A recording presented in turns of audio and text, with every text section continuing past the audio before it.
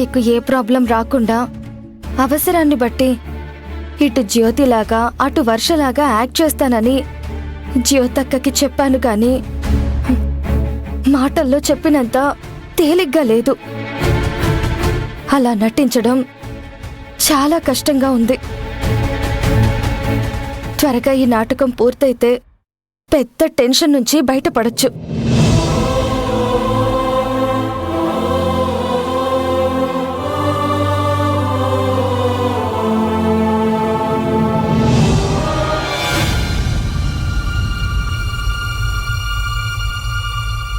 ఇదేంటి, జ్యోతి కాకుండా ఎవరో కొత్త అమ్మాయి గదిలో ఉంది. ఎవరు తను?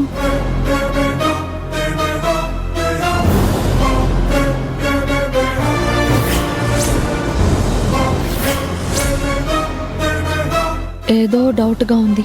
ఇంట్లో, అది జ్యోతి రూమ్లో ముక్కు మొహం తెలియని అమ్మాయి ఉందంటే సంథింగ్ ఇస్ ఫిషీ.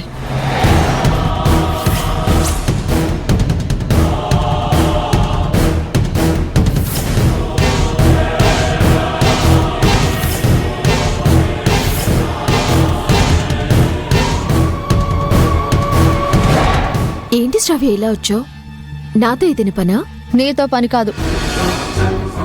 నీ రూమ్లో వేరే ఎవరో కొత్త అమ్మాయిని చూశాను. నా రూమ్లో కొత్త అమ్మాయా? నేను తప్ప ఎవరు లేరు శ్రావ్య. నన్నే చూసి భ్రమపడ్డావేమో. లేదు లేదు, నువ్వు కాదు, వేరే ఇంకెవరినో అమ్మాయిని చూశాను. నేను అనవసరంగా మాస్క్ తీశాను. శ్రావ్యని చూడటం వల్ల వెంటనే మాస్క్ పెట్టుకుని తప్పించుకున్నాను. నా నిర్లక్ష్యం, నా తొందరపాటు అక్కకి ప్రాబ్లం కాకూడదు. శ్రావ్య, నువ్వేదో పొరపాటు పడుంటావు. రూమ్లో నేను మాత్రమే ఉన్నాను. నేను క్లియర్గా వేరే అమ్మాయిని చూశాను. నువ్వెందుకు కన్ఫ్యూజ్ అయ్యావో నాకిప్పుడు అర్థమైంది. ఏమర్థమైంది?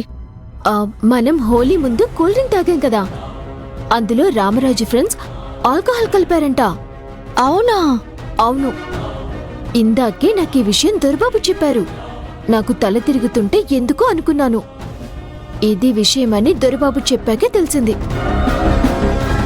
దాని ప్రభావం వల్లే నన్ను చూసి ఎవరు అనుకుని నువ్వు కన్ఫ్యూజ్ అయ్యుంటావు. అవునవును, నువ్విప్పుడు చెప్తుంటే నిజమేమో అనిపిస్తుంది. నాకు కూడా కూల్ డ్రింక్స్ తాగినప్పటి నుంచే తల తిరుగుతూనే ఉంది. అందుకే ఎవరో కొత్త అమ్మాయి అనుకున్నాను.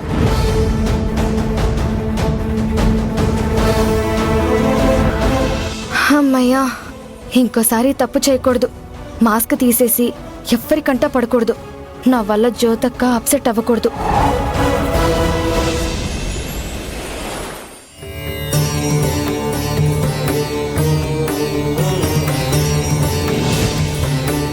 దేవుడా, నా కడుపులో మన బిడ్డ పెరుగుతుంది దొరబాబు అని నా భర్తతో సంతోషాన్ని పంచుకోలేని పరిస్థితి నాది. కడుపుతో ఉన్నప్పుడు భర్తతో కలిసి ఉండాలి. పుట్టబోయే బిడ్డ గురించి ఎన్నెన్నో మాట్లాడుకోవాలని ప్రతి భార్య కోరుకుంటుంది. కానీ నాకిప్పుడు ఆ అదృష్టం లేకుండా పోయింది. త్వరగా నా భర్తకి ఈ శుభవార్త నా నోటితో చెప్పే అవకాశం ఇవ్వు.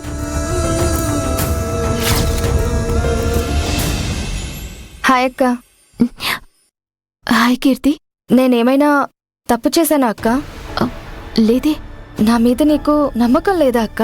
ఉంది కాబట్టేగా నా కష్టం నీకు చెప్పుకొని సపోర్ట్ కోసం నిన్ను పిలిచాను. మరెందుకక్క? నేనింత చేస్తూ ఉంటే నువ్వు నా దగ్గర నిజాలు దాస్తున్నావు. నేను నీ దగ్గర ఏం నిజాలు దాచాను కీర్తి? నువ్వు ప్రెగ్నెంట్ అనే విషయం నా దగ్గర దాచావు. నాకెందుకు చెప్పలేదు? ఈ చెల్లెలు నీకు అంత కానిదైపోయిందా అక్క? అసలు ఈ సంగతి నీకెలా తెలిసింది?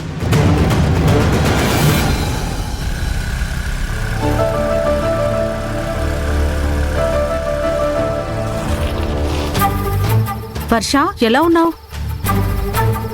నేను నీకు బలానికి టానిక్ ఇచ్చాను, తాగుతున్నావా?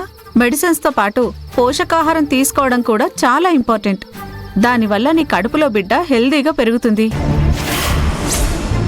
వీలైనంత త్వరగా ఇంట్లో వాళ్ళకి నిజం చెప్పు. ఏదైనా అవసరమైతే నాకు ఫోన్ చేయి. Take care. నేను వర్ష అనుకుని డాక్టర్ గారు నాతో చెప్పారు. నువ్వు ప్రెగ్నెంట్ అని నువ్వెందుకు నాతో చెప్పలేదక్కా? నేను హ్యాపీగా ఫీల్ అవుతాను కదా. నీకేదైనా సపోర్ట్ కావాలంటే చేస్తాను కదా. బాధపడకు కీర్తి, నీకు చెప్పకూడదు అన్నది నా ఉద్దేశం కాదు. ఈ శుభవార్తని నా భర్తకి చెప్పలేకపోతున్నాను. ఈ సంతోషాన్ని నా దొరబాబుతో పంచుకునే పరిస్థితుల్లో నేను లేను అన్న బాధతోనే ఆలోచిస్తున్నాను తప్ప నీ దగ్గర నిజం దాచాలని నేను అనుకోలేదు. నేనేం తప్పుగా అనుకోలేదక్కా. ఈ టైంలో భర్తతో కలిసి ఉండాలని నీకు ఉంటుంది కదా. అందుకే నువ్వు చెప్పినట్టు డ్రెస్సులో ఇక్కడికి వచ్చానక్కా. నేను నా చేతికి కంకణం కట్టుకుని వర్షలా ఉంటాను. నువ్వు నీలాగే హ్యాపీగా బావగారితో టైం స్పెండ్ చేయి.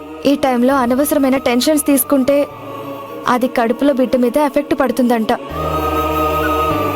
ప్రశాంతంగా ఉండు.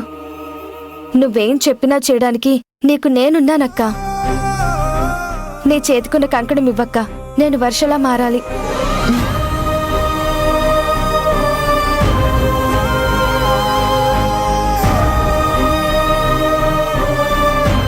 ఇప్పుడు నేను వర్ష, ఇప్పుడు నువ్వే హ్యాపీగా బావగారితో ఎంజాయ్ చేయి.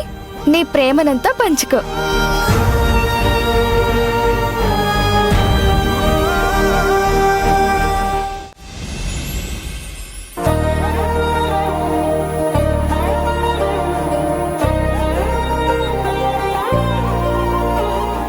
వర్షలా కీర్తి ఉంటానంది కాబట్టి నేను నా దొరబాబుతో టైం స్పెండ్ చేయొచ్చు, ప్రేమగా మాట్లాడొచ్చు, జన్మతో చాలా దగ్గరగా ఉండొచ్చు.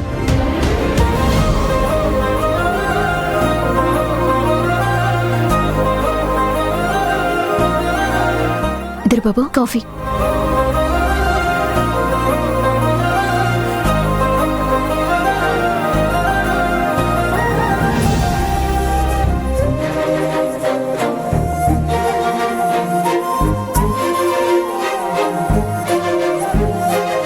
దొరబాబు,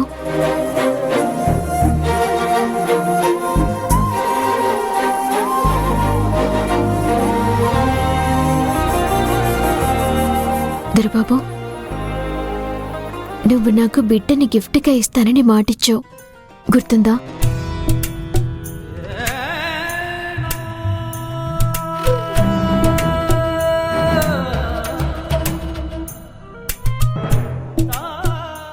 వర్షాల ఉన్నది నా జ్యోతి కదా.